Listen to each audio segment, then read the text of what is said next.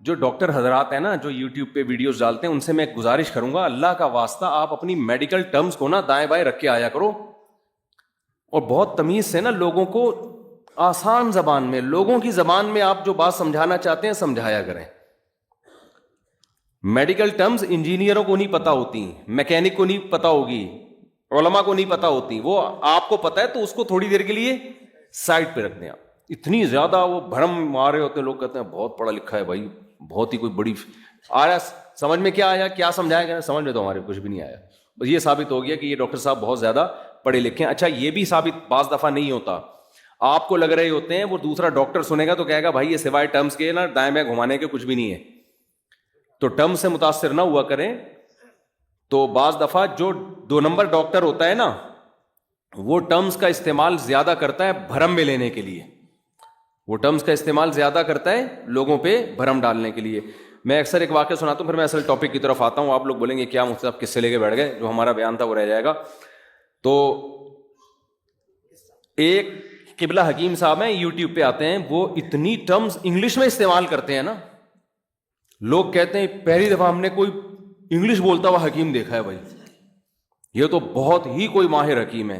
حالانکہ میں نے دوسرے حکیموں سے بھی معلوم کروایا، ڈاکٹروں سے بھی، انہوں نے کہا نہ یہ ڈاکٹر ہے نہ یہ حکیم ہے، لیکن ٹرمز ایسی یوز کر رہا ہے، او ہو بھائی، وہی انگلش نا تھوڑا سا تو اچھا کچھ ایسے بھی ہیں، خوب سمجھ لو، کہ جو امریکہ سے ہو کے آ گئے، لندن سے ہو کے آ گئے، اب ان پہ ایک چھاپ لگ گئی، امریکہ سے پڑھ کے آیا یہ، تو اپنا انٹروڈکشن کہ میں امریکہ سے پڑھ کر آیا ہوں۔ ابھی امریکہ میں آپ پڑھے ہوگے، پتہ نہیں کس حکیم کے پاس بیٹھ گئے ہوگے وہاں جا کے آپ، یا 2 مہینے کا کوئی شارٹ کورس کر لیا ہوگا۔ تو ہمارے ہاں امریکہ لندن کی ایسی ویلیو ہے کہ 2 مہینے کے کوئی شارٹ کورس بھی ٹماٹر پہ کر کے آ جائے نا، تو اس کو سمجھتے ہیں بھائی یہ وہاں کا پڑھا لکھا ہے۔ تو میں، یہ میرا ٹاپک نہیں ہے، صرف یہ بتانے کے لیے کہ آپ میں یا ہم میں کسی کو بھی کسی کے اسٹائل سے اور کسی کی جو ٹرمینالوجی استعمال کرتا ہے، ان چیزوں سے یا امریکہ سے ہو کے آنے سے متاثر ہونے کی ضرورت نہیں ہے۔ سوال پیدا ہوتا ہے ہم یہ فیصلہ کیسے کریں کہ یہ ڈاکٹر واقعی ڈاکٹر ہے یا نہیں ہے، یا یہ عالم واقعی عالم ہے یا نہیں ہے؟ تو اس کا آسان طریقہ ہے ڈاکٹروں سے پوچھو اس کے بارے میں، اس کی تحقیق کس کو بھیجو۔ اب آپ کہیں گے جس کو ہم بھیجیں گے وہ پتہ نہیں صحیح ہے، تو 4-6 کو بھیج دو نا، سارے تھوڑی غلط ہوں گے۔ 4-6 ڈاکٹروں کا، میں جب کوئی یوٹیوب پہ کوئی میڈیکل رپورٹ پڑھتا ہوں یا دیکھتا ہوں تو پھر میں 2-4 ڈاکٹروں کو اس کو بھیجتا ہوں کہ یار ذرا بتائیں ڈاکٹر صاحب، یہ بندہ ریسرچ جو پیش کر رہا ہے، یہ گوروں کے حوالے دے رہا ہے، سائنسدانوں کے حوالے دے رہا ہے، ڈاکٹروں کے حوالے دے رہا ہے، یہ ہیں بھی کہ نہیں ہے؟ ایسے تو نہیں ہے ادھر سے کاپی پیسٹ کر کے کہیں سے بھی اٹھا کے ڈال دیا ہوں۔ تو 4-5 ڈاکٹر کہتے ہیں ہاں بھائی یہ رپورٹ صحیح ہے، تو پھر نہ ماننے کا آپ کے پاس کوئی آپشن نہیں ہے۔ سمجھتے ہو کہ نہیں سمجھتے؟ اور اس میں ایک چیز کو ایڈ کرتے ہیں کہ نیچر کے خلاف نہ لے کے جا رہا ہو آپ کو، کوئی ایسی چیز نہ مارکیٹ میں لا رہا ہو کہ عجیب سی، جو پتہ نہیں میڈیکل سائنس کا کوئی ایسا اصول آ گیا کہ اب آپ کو روٹی کھانے کی ضرورت ہی نہیں ہے، اب آپ وہ کھائے کریں، پلاسٹک کھائے کریں۔ ایک مثال دے رہا ہوں، ایسا کوئی ڈاکٹر کہتا نہیں ہے، یا اب آپ CNG پہ چلیں آپ ٹھیک ہے نا، ایک سمجھانے کے لیے مثال دے رہا ہوں کہ نیچر سے بغاوت نہ کروا رہا ہو کہ اتنے گلاس بلا وجہ پانی پیئے، کوئی بیماری بھی نہیں ہے، آپ خام میں 36 گلاس دن میں پانی پی کے بیٹھ جائیں، پاگل ہو جائیں۔ اچھا کیا کریں یار، بات سے بات نکلتی ہے تو سمجھانا پڑتا ہے نا، اب یہ ہر چیز میں لوگ گمراہ ہو رہے ہیں تو تھوڑی تو بات کرنی پڑتی ہے نا اس میں۔ جب تک کوئی بیماری نہ ہو نا، بیماری کے علاج کے لیے تو انسان کو کچھ آڑے ترچھے ٹوٹکے اختیار کرنے پڑتے ہیں۔ کوئی بیمار ہو گیا تو ڈاکٹر نے کہا اتنے گلاس پانی پیو، تو سمجھ میں آتا ہے یار یہ اس بیماری کا شاید یہ علاج ہوگا، لیکن نارمل آدمی نارمل روٹین سے نہ ہٹے۔ سمجھتے ہو؟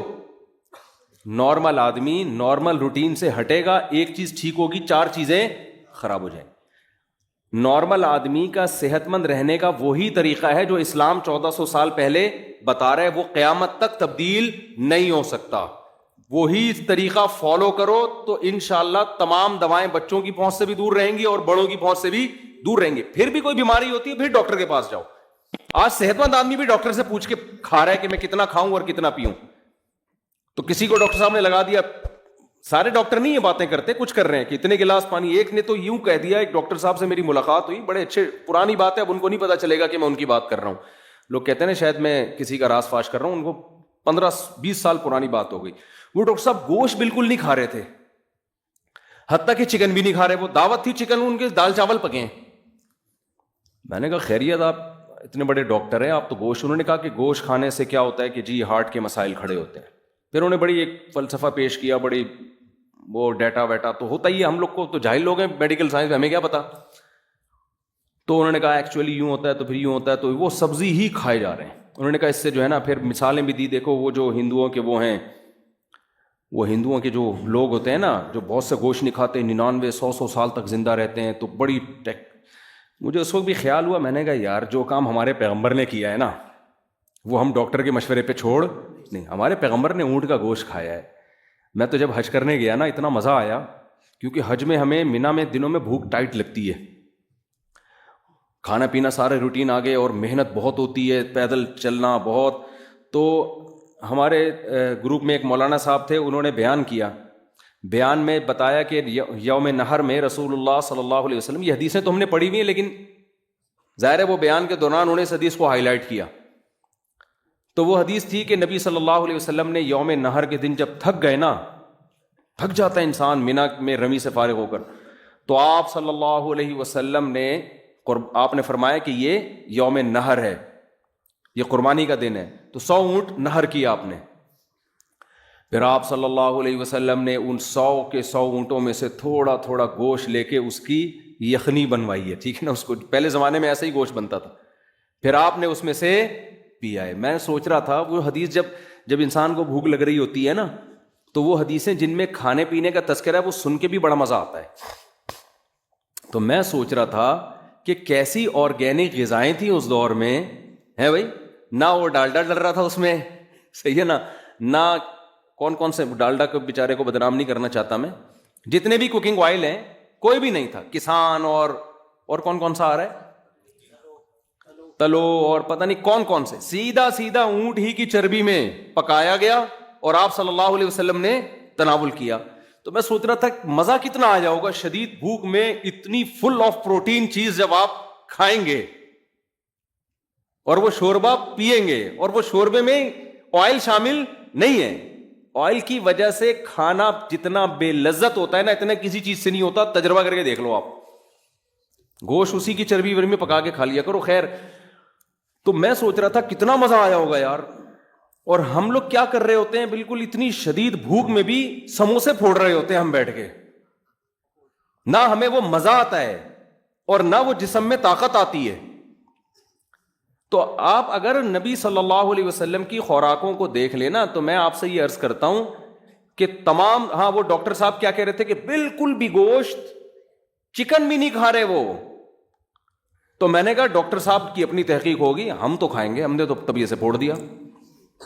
ہم نے کہا یار یہ ہمارے نبی صلی اللہ علیہ وسلم کی جو صفات بیان ہوئی ہے نا پچھلی کتابوں میں، کہ جو آخری نبی آئے گا، ان صفات میں صفت ہائی لائٹ کی گئی ہے کہ گوشت خور ہوگا وہ نبی.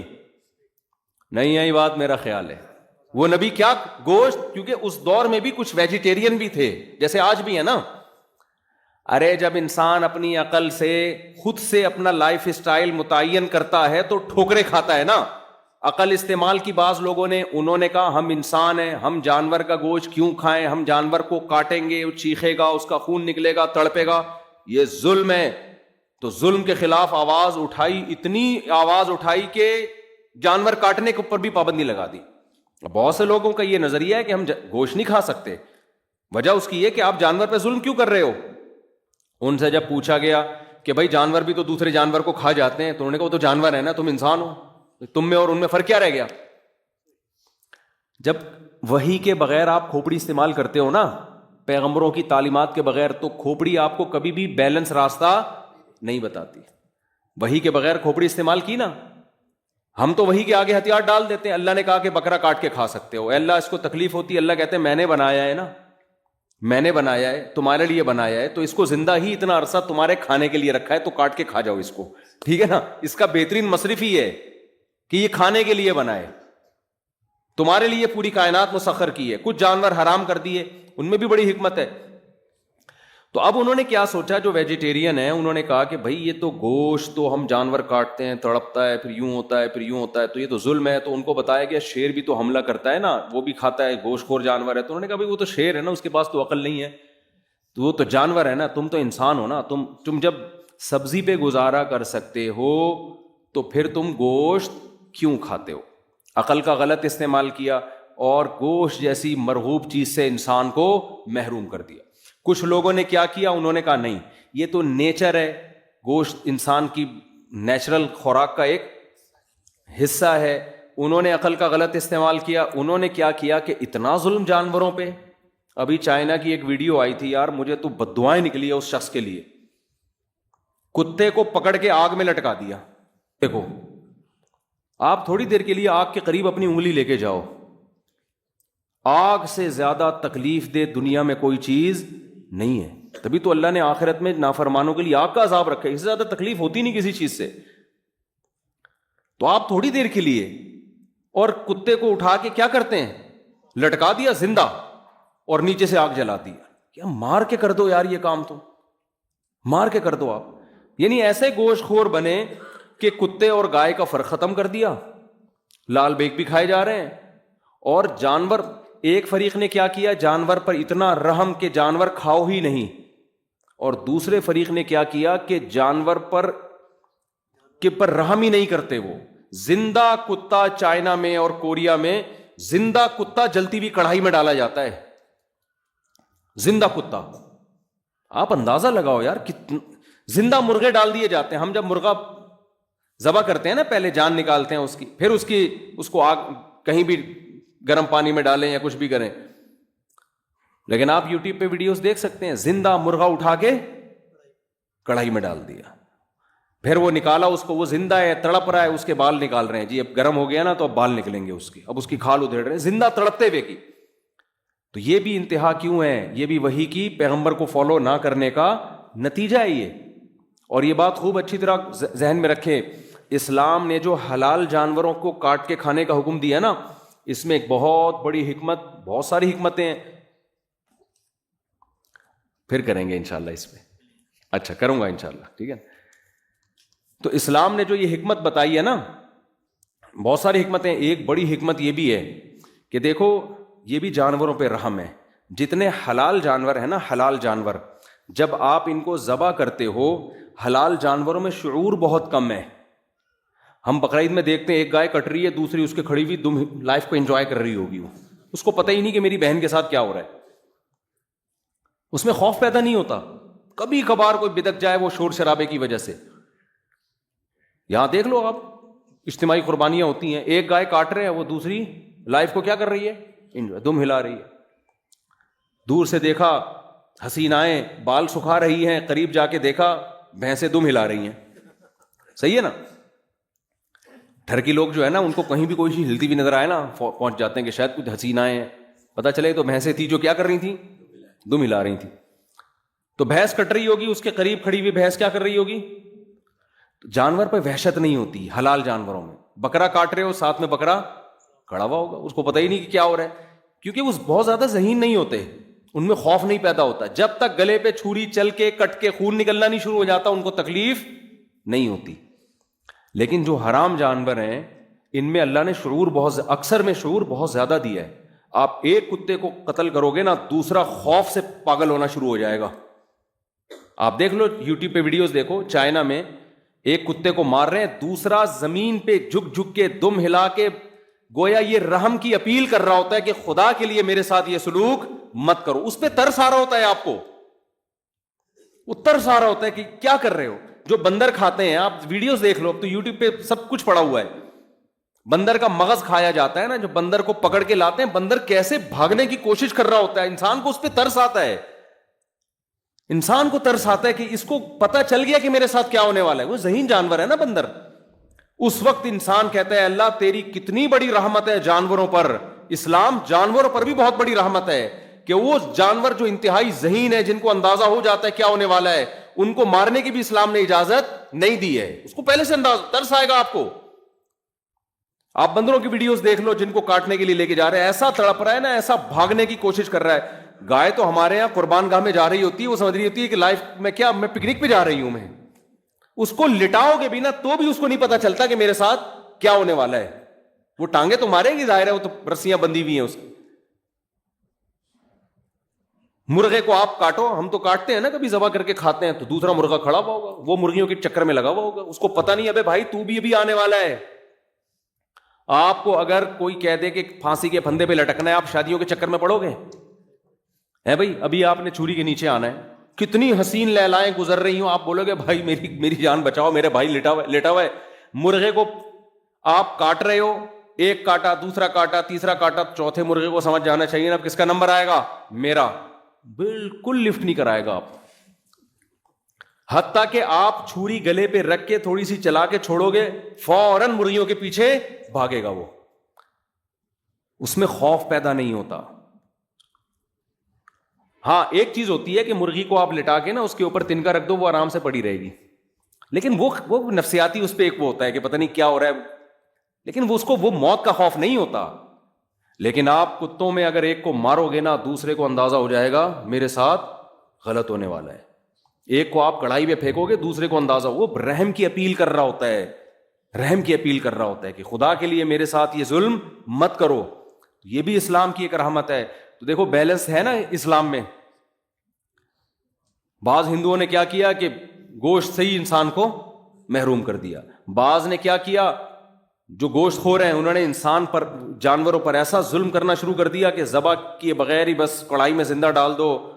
ہمارے ایک دوست چائنا گئے, تبلیغی جماعت میں تھے, کہہ رہے وہ میری دعوت ہوئی ہے, تو ہمیں نہیں پتا چلا کہ وہ دعوت میں نا اتنا بڑا بکرا لا کے رکھ دیا. اب وہ چائنیز نے دعوت کی تھی, ان کو پتا نہیں تھا, کہہ رہے اتنا بڑا بکرا پورا صحیح سالم, اور وہ زندہ بھی تھا, نہیں اس کی ہل رہا تھا وہ. کہہ رہے میں نے کہا یہ کس ٹائپ کا کھال سمیت بکرا ہے بھائی. جب دم پہ میں نے کہہ رہے اسٹڈی کرنا شروع کی, اس کے سر سے لے کے جب دم پہ گیا نا تو دم پتلی سی گول. کہہ رہے پتا چلا یہ بکرا نہیں ہے, کیا یہ کتا ہے. کہہ رہے ہیں پورا کتا, پھر تفتیش کی پتا چلا جی پورا کتا زندہ اٹھا کے پانی میں ڈال دیتے ہیں یا کڑھائی میں ڈال دیتے ہیں, اور اس کے اوپر ڈھکن ڈھک دیا, وہ چیخ رہا ہے, چلا رہا ہے, اور پھر جب اس کو نکالتے ہیں سانس اس میں ہوتا ہے بعض دفعہ, کیونکہ اسکن کے ذریعے ہلاکت بہت, اسکن جلتی ہے نا انسان کی, کھال کے ذریعے مرنا بہت مشکل کام ہوتا ہے. اسلام نے تو حکم دیا رگیں کاٹ دو, فوراً بلیڈنگ, جتنی زیادہ ٹانگیں چلائے گا اتنی زیادہ بلیڈنگ ہوگی, اتنی زیادہ جان جلدی نکلے گی اس کی. جانور پہ بھی رحم کیا, انسانوں پہ بھی رحم کیا. ذبح کرنے کا فائدہ یہ ہوتا ہے کہ سارا بلڈ اس کے جسم سے نکلتا ہے. ساری بیماریاں کس میں ہوتی ہیں؟ بلڈ میں ہوتی ہیں.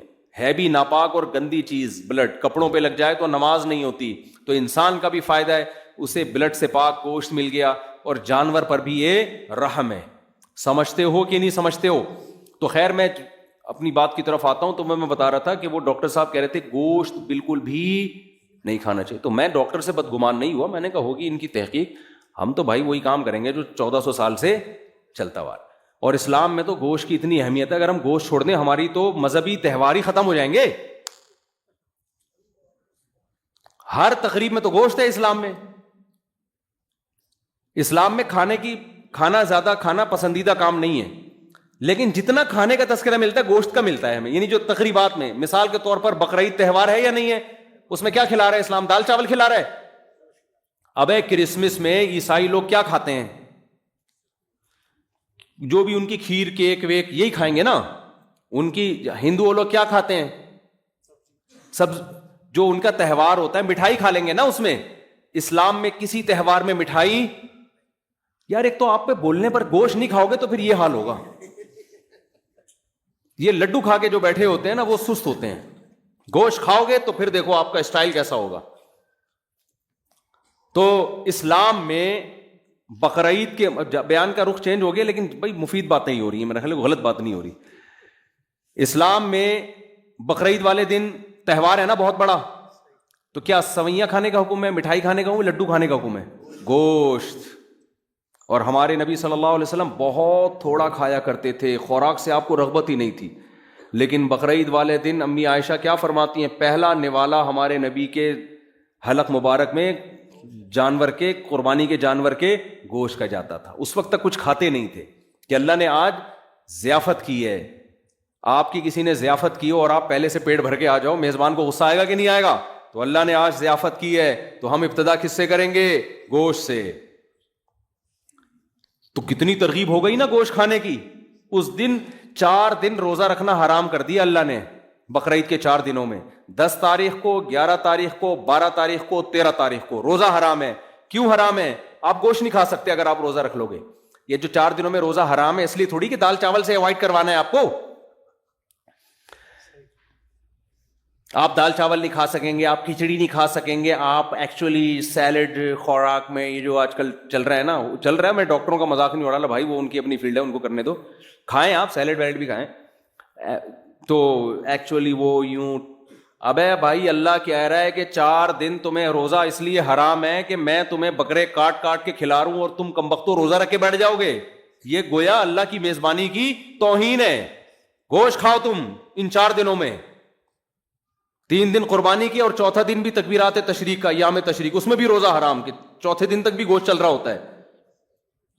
تو میں وہ ڈاکٹر صاحب کی بات کر رہا تھا، میں نے کہا یار یہ کہہ رہے ہیں گوشت نہیں کھاؤ اور کہ جناب اللہ میاں تو ہمیں کیا کھلا رہے ہیں؟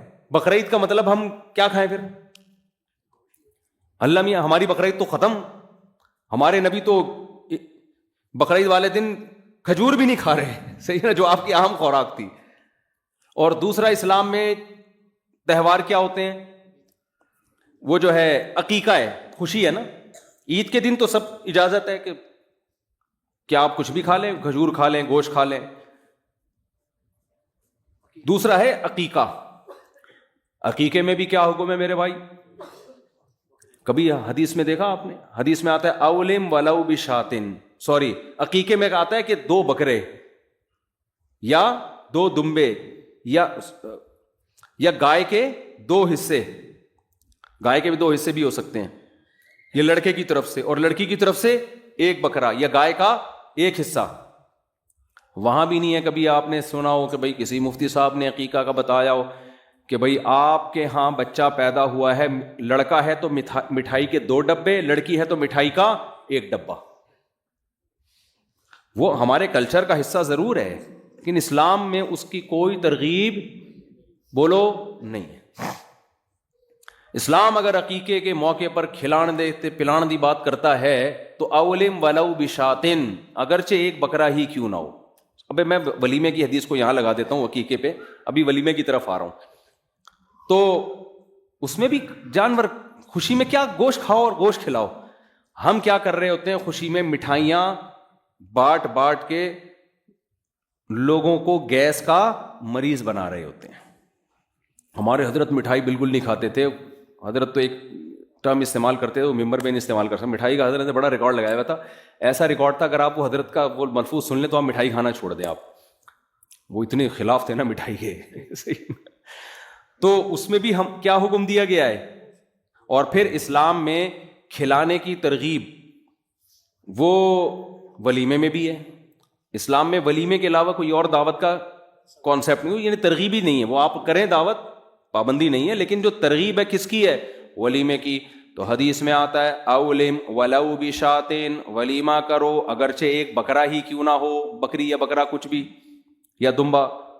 تو جو شادی آپ نے کی ہے اس میں بھی ہمارے ہاں خوشی میں مٹھائی کھلائی جا رہی ہے. بیڑا ہی غرق کر دیا کہ نہیں کر دیا؟ جو خوراکیں ہمیں پیغمبر دے کر گئے تھے ان تمام خوراکوں کی ایسی کی تیسی کر دی ہم نے.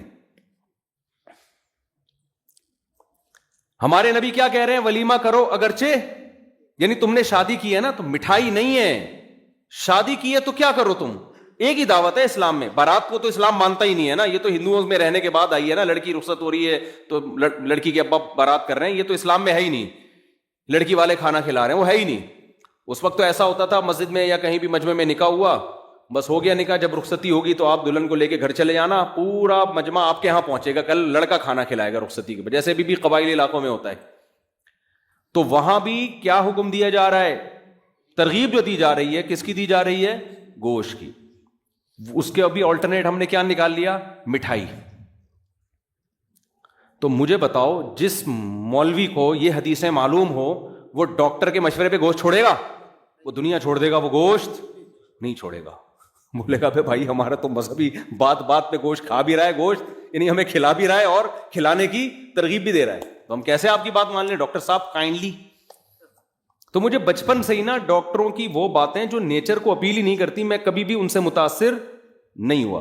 میرا مطلب ہرگز ڈاکٹروں کی توہین نہیں ہے بھائی, نہ یہ کہ ہم ڈاکٹر میں میڈیکل سائنس میں ہم آگے ہیں. ہم کہتے ہیں یار جو کامن سینس کی بات ہوتی ہے نا, اس میں کسی سے مشورہ لینے کی ضرورت نہیں ہے. تو ڈاکٹر کی فیلڈ شروع ہوتی ہے. اچھا 3 کام جو مذہب نے بتائے ہیں وہ کر لو, سمجھدار ڈاکٹر بھی اسی کا مشورہ دیں گے انشاءاللہ. جو مذہب نے 3 کام بتائے ہیں نا صحت کے حوالے سے, وہ کر لو. نمبر 1, مذہب گوشت کھانے کی آپ کو ترغیب دیتا ہے تو کھا لیا کرو. ایسا نہ ہو کچھ تحقیق بدل جائے اور بعد میں کہیں کہ جی وہ جو گوشت نہیں کھاتے ان کو ہارٹ اٹیک کا خطرہ زیادہ ہوتا ہے, ٹھیک ہے نا, ایسا نہ ہو کہ الٹا ہو جائے معاملہ.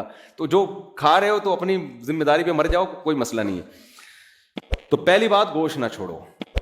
دوسری بات آپ نے کیا کرنا ہے, ہمارے نبی صلی اللہ علیہ وسلم زیادہ کھایا کرتے تھے یا زیادہ کھانے کی ترغیب دی ہے یا بھوکا رہنے کی ترغیب دی ہے؟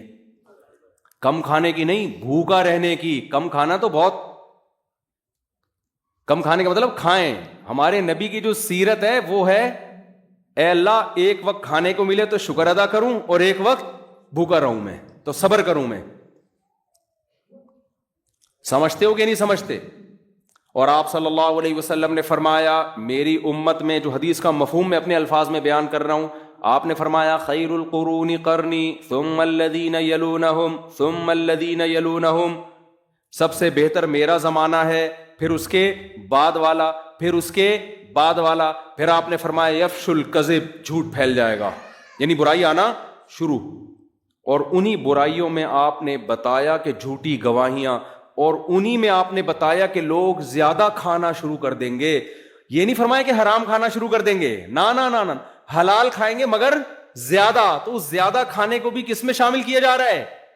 برائی میں شامل کیا جا رہا ہے. یعنی امت اتنی بری ہو جائے گی خوب کھانا شروع کر دے گی, کھانا بہت کھائے گی. نہیں آ رہی بات میرا خیال ہے.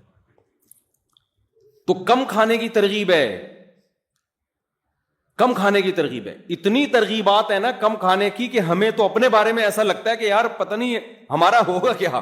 نہیں اگر ہم پیغمبر صلی اللہ علیہ وسلم سے قیامت کے دن ملے اور اپنے پراٹھوں کے, ہم نے کسی نے بتا دیا کہ یہ 2 پراٹھے صبح ناشتے میں کھایا کرتے تھے, تو امید تو ہے کہ انشاءاللہ ان چیزوں پہ پکڑ نہیں ہوگی. یہ ترغیبی چیزیں, کوئی واجب حکم نہیں ہے, لیکن ہم جائیں گے کہاں؟ تو ہم بہت کھاتے ہیں بھائی, بہت کھاتے ہیں. نبی صلی اللہ علیہ وسلم کی خدمت, یہ میں ٹاپک کمپلیٹ کرتا ہوں, جب چل پڑا ہے نا اتنا ہو گیا تو اس کو مکمل. آپ نے جو بھائی موضوع دیا وہ کہاں گئے بھائی نے پرچی دی تھی, وہ میں اس پہ ضرور بیان, آپ جمعے کے بیان میں آتے ہیں, میں انشاءاللہ اس پہ ضرور, میرے ذہن میں پہلے سے یہ ٹاپک تھا, میں اس پہ ضرور بات کروں گا انشاءاللہ. تو خوب سمجھ لو. دیکھو نبی صلی اللہ علیہ, ابھی صحت کی بات چلی ہے نا, تو اکارڈنگ ٹو اسلام کیا کہتا ہے اس بارے میں, وہ چند چیزیں نوٹ کر لو تو وہ آپ کو زندگی پر فائدہ پہنچائیں گی. نبی صلی اللہ علیہ وسلم نے فرمایا کہ 2 آدمیوں کا کھانا, ایک آدمی کا کھانا 2 کے لیے کافی ہے. طعام الواحد یکفی الاثنین, ایک آدمی کا کھانا 2 کے لیے کافی ہے. یہ صحیح حدیث ہے. جتنے میں 2 آدمی, ایک آدمی سیر ہوتا ہے نا, اس میں اصل میں 2 کے لیے کافی کا کیا مطلب, سیر تو نہیں ہوتے, لیکن جتنی آپ کو انرجی چاہیے, جتنا آپ کو زندہ رہنے کے لیے, ایک مناسب لائف گزارنے کے لیے جتنی خوراک چاہیے, تو جتنا ایک آدمی کھا رہا ہے وہ کتنے کھانا شروع کر دیں, 2 کھانا شروع کر دیں تو وہ کافی ہو جائیں گے آپ. اور ہمارے ہاں جتنا ایک کھاتا ہے, جتنا ایک کو کی خوراک ہے, تو وہ 2 کی کھاتا ہے. وہ اس حدیث پہ کیسے عمل کر رہا ہے؟ الٹا. جتنا ایک میں سیر ہو جاتا ہے نا, حدیث تو کہہ رہے ہیں تم ایک میں جتنا پیٹ بھر جاتا ہے تو آدھے میں اس کا آدھا کر دو. اور میں آپ کو بتاؤں, جب آپ آدھا کرو گے نا, پھر جو آپ گوشت کی یخنی پیو گے, اوہ ہو, جو ہمارے نبی نے یوم نہر میں, مزہ آئے گا آپ کو. صحیح ہے نا, مزہ آئے گا, وہ مزہ آئے گا آپ کو. تو آدھا کر لو اس کو. اور نبی صلی اللہ علیہ وسلم کی خدمت میں ایک کافر آیا, آپ صلی اللہ علیہ وسلم اکرام کرتے تھے, چاہے مسلم ہو غیر مسلم. آپ صلی اللہ علیہ وسلم نے اس کو دودھ پلایا.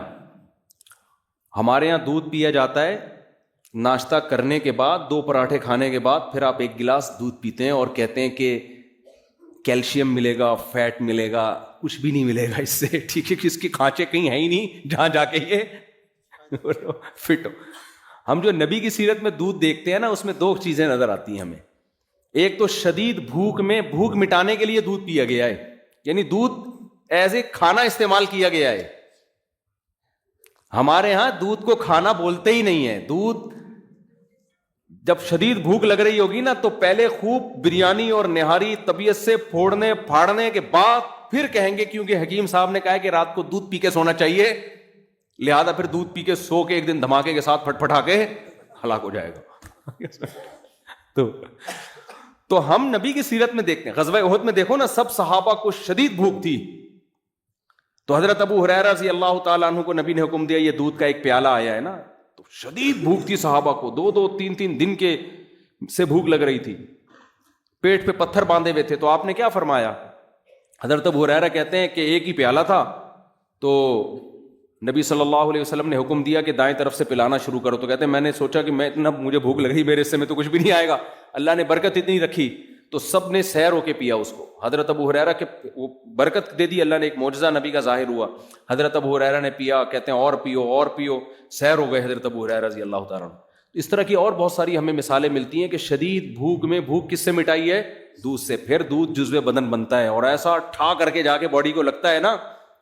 تو 2 چیزیں نبی نے بھوک میں استعمال کیا, دوسری چیز تازہ دودھ استعمال کیا آپ صلی اللہ علیہ وسلم نے, بوائل دودھ نہیں استعمال کیا, یعنی جہاں تک ہمارے معلومات ہے تازہ دودھ. اب میرے یہ کلپ چلایا گیا, کسی نے کہا دیکھو لوگوں کو کچا دودھ پینے کا مشورہ دے رہا ہے جراثیم والا, تو دودھ کچا جب پیو جو فوراً نکالو اور فوراً پی جاؤ. اگر رکھ لیا تو پھر کچے کا نہیں, ہم بھی کہتے ہیں بھائی وہ تو ڈاکٹر لوگ بولتے ہیں اس میں. اور پھر خاص طور پہ جو گوالا تو کچا بھی پلا رہا ہے نا, تو اس میں گوالا بھی تو دے رہا ہے نا دودھ, تو بھینس جتنا دے رہی ہے اس میں گوالا کا بھی اتنا اپنا خون پسینہ شامل ہے, گوبر کی چھینٹیں اور پتہ نہیں کیا کہ اس کو تو لازمی اپنی گائے ہو, اپنی بکری ہو اور تمیز سے تھن دھو کے تمیز سے نکالا ہو تو وہ کچا ہی بہترین ہے. وہ آپ میرے مشورے پہ پی کے دیکھیں, آپ کو بوائل میں اور کچے میں زمین آسمان کا فرق لگے گا. آپ ایسے ٹماٹر ہونا شروع ہو جاؤ گے, پیٹ بہت اچھا ہو جاتا ہے, بہت سارے فائدے ہوتے ہیں. تو ہمارے نبی نے ہمیشہ دودھ حلب الشاۃ, دودھ نکالا اور دودھ پیا, کچا پیا ہے. تو یہ 2 چیزیں. خیر, تو میں عرض کر رہا تھا کہ کچھ لوگ آئے آپ صلی اللہ علیہ وسلم کی خدمت میں, تو ان میں غیر مسلم بھی تھا, تو آپ نے اس کا اکرام کس سے کیا؟ بھوک لگ رہی تھی سب کو, تو آپ نے دودھ پلایا. انہوں نے 7 پیالے دودھ پیے ہیں اس غیر مسلم نے. پہلے کے پیالے بھی بڑے بڑے ہوتے تھے, ایک پیالہ آپ نے فرمایا اور اس نے کہا اور, دوسرا آپ نے فرمایا اور اس نے کہا اور, 7 پیالے پی گیا. 8ویں پہ اس نے کہا بس میرا پیٹ بھر گیا, سیر ہو گیا, میں چلا گیا, مسلمان ہو گیا. وہ نبی کے اخلاق اور آپ کی سیرت کو دیکھ کر اگلے دن دوبارہ آیا, پھر آپ نے دودھ پیش کیا, اس نے 1 پیالہ پیا. آپ نے دوبارہ پیش کیا, اس نے کہا شبعتو, میں سیر ہو گیا ہوں. نہیں یہ بات سمجھ, حالانکہ اس کو نبی نے کم کھانے کی ترغیب, اس کو تو اسلام ابھی سیکھنے کا موقع ہی نہیں ملا نا. تو ایسے موقع پہ آپ نے فرمایا الکافر یأکل فی 7 امعاء, کافر 7 آنتیں بھرتا ہے, والمؤمن یأکل فی معا واحد, مومن 1 آنت بھرتا ہے. کیا مطلب؟ مومن کی خوراک کافر سے 7 گنا کم ہوتی ہے.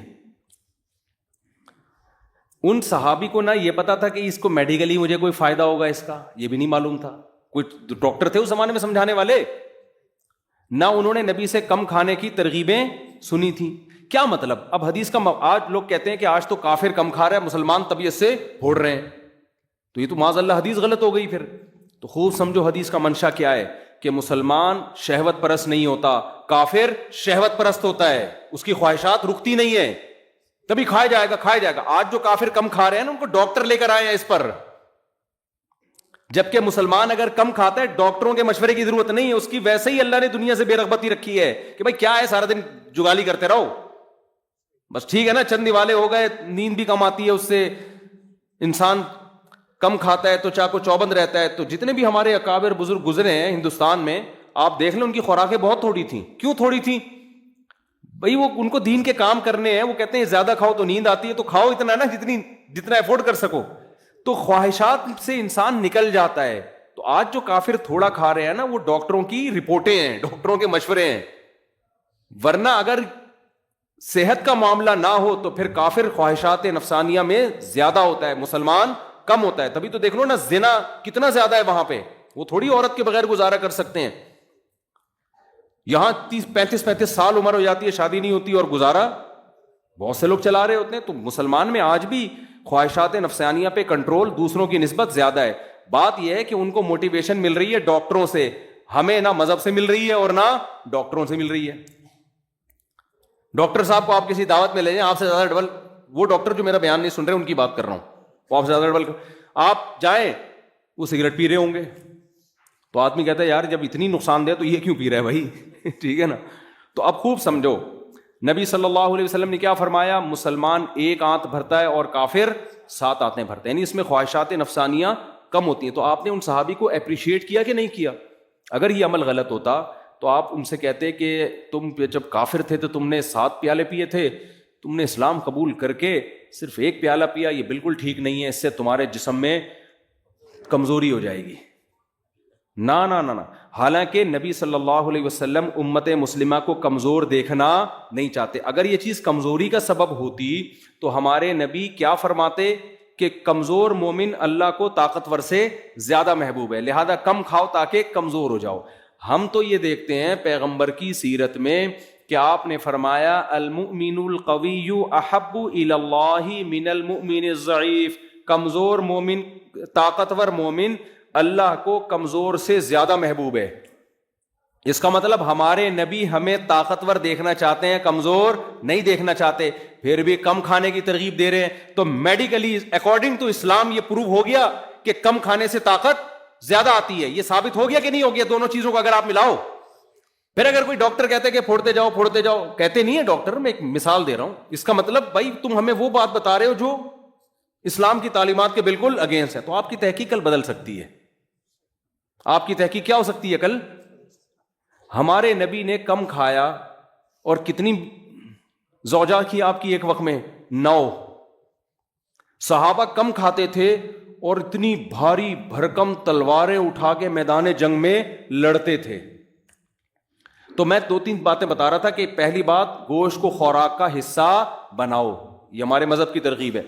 ڈاکٹر کہتے ہیں اگر کوئی نارمل ہے, اگر ہاں کوئی کسی کو ہارٹ پیشنٹ بن گیا ہے, اس کو ڈاکٹر منع کر رہے ہیں, تو پھر وہ جانے ڈاکٹر جانے.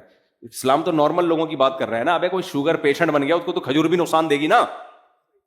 جو پیشنٹ نہیں ہے ان کی بات کر رہا ہوں میں. دوسرا کام, بلکہ اس کو تو شہد بھی نقصان دے گا. دوسرا کام, پہلا تو گوشت ہو گیا, میں آپ کو اسلام کی روشنی میں صحت کا نسخہ بتا رہا ہوں. دوسرا کام کیا ہے؟ کم کھاؤ, پھوڑو نہیں, یعنی بھوکے رہو, سمجھتے ہو. اور تیسرا کام حدیث میں آتا ہے اللہم انی اعوذ بک من الکسل, آپ صلی اللہ علیہ وسلم نے سستی سے پناہ مانگی ہے. صحابہ سارے چست تھے, گھوڑے سے تیز سلمہ ابن اکوع دوڑا کرتے تھے. آپ نے ان سے یہ نہیں فرمایا کہ تمہاری رفتار اتنی تیز کیوں ہے, اتنی تیز کیوں دوڑتے ہو بھائی, کہ گھوڑا پیچھے رہ جاتا ہے تم آگے نکل جاتے ہو, بلکہ اس کو اپریشیٹ کیا گیا. صحابہ تیر اندازی سیکھ رہے ہیں, گھڑ سواری سیکھ رہے ہیں, بھاگ رہے ہیں, دوڑ رہے ہیں, اور سستی سے پناہ مانگی گئی. تو تیسری چیز کیا ہے؟ فزیکل ایکٹیویٹی, جس کو ہم آج کی اصطلاح میں کیا کہیں گے؟ Physical activity. حدیث میں آتا ہے ایک دفعہ مدینہ میں خطرہ ہوا کہ کسی نے حملہ کیا ہے. خطرہ یعنی کوئی خبر پھیلی. صحابہ کہتے ہیں آپ صلی اللہ علیہ وسلم گھوڑے کی پشت پہ بیٹھ کے اتنی رفتار کے ساتھ گئے ہیں نا دیکھنے کے لیے کہ واقعی یہ خبر صحیح ہے یا غلط ہے, اور بہت تیز رفتاری کے ساتھ آپ صلی اللہ علیہ وسلم دیکھ کر آئے. تو آج فزیکل ایکٹیویٹی کیا ہو گئی ہے؟ اب گھوڑے تو ہیں نہیں, کیا آپ گھوڑے پہ بیٹھے ہیں؟ گھوڑے پہ بیٹھنے میں کتنی طاقت, پھر گھوڑا بھاگتا ہے, ہڈیاں ہلتی ہیں. گھوڑا جتنا تھکتا ہے اتنا ہی بندہ تھک جاتا ہے. پھر پیدل بھی بھاگتے تھے لوگ, چلتے بھی تھے, بھاگتے بھی, لمبے لمبے پیدل سفر ہوتے تھے. تو آج نہ جاگنگ ہے نہ واکنگ. کھوپڑی شریف میں بات آ رہی ہے کہ نہیں آ رہی ہے؟ آپ کہہ سکتے ہیں جاگنگ کی الگ سے کوئی ترغیب. بھائی جو کام اسلام چاہتا ہے وہ اگر اس کے بغیر نہیں ہو رہا تو پھر یہ چیز خود بخود اس ترغیب میں داخل ہوگی کہ نہیں ہوگی؟ اللہ آپ کو چست دیکھنا چاہتے ہیں, سستی سے حدیث میں پناہ مانگی ہے. تو جو کام سستی کا ذریعہ اور سبب بن رہا ہے اس کام سے بھی پناہ مانگی ہوگی کہ نہیں ہوگی؟ تو یہ 3 کام ہو گئے. اور چوتھا بھی ایک ایڈ کر لو اس میں, سونے کی ترتیب. وہ میری اپنی نہیں بنی ہوئی تو میں اس لیے زیادہ نہیں اس پہ بولتا, کیونکہ ہم بھی کراچی میں ہے نا, سارا سونے جاگنے کی ترتیب کی ایسی کی تیسی ہوئی ہے. لیکن ہمارے نبی نے ترغیب دیر سے سونے کی دی ہے یا جلدی سونے کی دی ہے؟ کائنڈلی تھوڑا سا بتا دیں. اور دیر سے 12 بجے اٹھنے کی ترغیب دی ہے یا آپ تو رات کے آخری حصے میں نماز پڑھا کرتے تھے. تو یہ 4 کام سونے جاگنے کا نا, یہ جو سونا کا 9 بجے ٹائم ہے اصل سونے کا, جو میڈیکلی بھی ایسی ثابت ہو گئی. تو یہ 4 کام تمیز سے. اور دوپہر قیلولہ لازمی کیا ہمارے نبی صلی اللہ علیہ وسلم نے, اور آپ نے فرمایا قیلوا فإن الشیطان لا یقیل, قیلولہ کیا کرو, شیطان قیلولہ نہیں کرتا, سارا دن جاگتا ہے شیطان, اس کے کام بہت ہے نا. شیطان جو ہے نا کبھی بھی آرام نہیں کرتا. تو اگر آپ آرام نہیں کرتے, ہر وقت کام کام, قائد اعظم نے فرمایا تھا کام کام اور بس کام, تو قائد اعظم کا یہ مطلب نہیں تھا. ان کا تھا کہ سونے کے بعد جتنا ٹائم اٹھو تو کام میں لگاؤ, وہ مزید سونے میں نہ لگاؤ. تو آپ نے کیا کیا کہ وہ سارا جو ہے نا, ہر وقت لوگ پاگلوں کی طرح جو پیسہ کمانے میں لگے ہوئے ہیں نا, وہ ہر وقت پاگلوں کی طرح پیسہ کمانے میں لگے ہوئے, سوتے ہی نہیں ہیں. اور سوتے ہیں تو موبائل پہ لگے رہتے ہیں, پھر موبائل تو ظاہر ہے نیند کو غائب کر دے گا. تو ہمارے نبی صلی اللہ علیہ وسلم گہری نیند سوتے تھے. حدیث میں آتا ہے آپ صلی اللہ علیہ وسلم کے نا ہلکے سے خراٹوں کی آواز آتی تھی. جب یہ گہری نیند ہوتی ہے نا تو ناک سے نا آپ صلی اللہ علیہ وسلم کے معمولی سے خراٹوں کی آواز, یہ جب گہری نیند ہوتی ہے تو پھر ایسی آواز آتی ہے. تو آپ صلی اللہ علیہ وسلم اور آخری عمر میں جسم مبارک بھی تھوڑا سا بھاری ہو گیا تھا, تو گہری نیند سویا کرتے تھے آپ صلی اللہ علیہ وسلم. تو ہمارے ہاں ان چیزوں پہ عملی. خیر میں یہ عرض کر رہا ہوں کہ 4 کام کر لو تو انشاءاللہ جیسے تمام دوائیں بچوں کی پہنچ سے دور ہوتی ہیں تو تمام دوائیں بڑوں کی پہنچ سے بھی کیا ہوں گی, دور ہوں گی. پھر جب پیاس لگے پانی پیو, جی نیچرل لائف. اس کے بعد اگر پھر کوئی خدا نخواستہ بیماری ہوتی ہے, پھر ڈاکٹر جتنے گلاس کا مشورہ دے رہا ہے اس کے مشورے پہ اتنے پی. اس سے پہلے ڈاکٹر کو کہ خام خواہ کے مشورے لینے کی میرے بھائی کوشش نہ کرو. خام خواہ کے جو ہے نا خطرناک ہو جائے گا, وہ ایسا نہ ہو ریسرچ کی بھینٹ چڑھا دے, کل وہ ریسرچ کیا ہو جائے. اب مثال کے طور پر وہ جو اب تک سبزی کھا رہے ہیں, 15 سال پہلے میری ملاقات ہوئی تھی ان سے, وہ سبزی کھا رہے تھے, کہہ رہے تھے گوشت نہیں کھانا چاہیے, چکن بھی نہیں کھا رہے تھے وہ.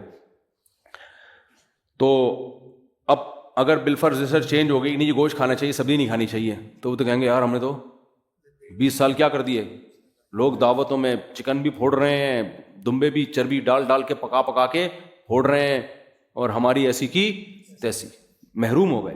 تو ہندو رہتے ہوں گے 90 سال 100 سال, مجھے نہیں پتا اس کا, سبزی سے رہتے ہیں, لیکن گوشت, ہمارے نانا ماشاءاللہ گوشت کھوڑتے ہیں, 99 سال میں انتقال ہوا ہے, وہ بھی اللہ کی قدرت تھی, تو ورنہ اتنی صحت تھی ان کی. تو رپورٹیں تو آپ کو ہر طرح کی مل جائیں گی. تو بات کہاں سے شروع ہوئی تھی, بہت ہی آج بیان آؤٹ وہ ہو گیا بالکل ہی, اب جلدی سے سمیٹتا ہوں میں. تو میں اصل بات کہاں سے لے کے چلا تھا, نہیں وہ تو بیچ میں بات آئی تھی نا, وحی کی وحی کے بغیر جب آپ خود سے عقل سے فیصلہ کرتے ہیں تو کلابازیاں کھاتے ہیں آپ.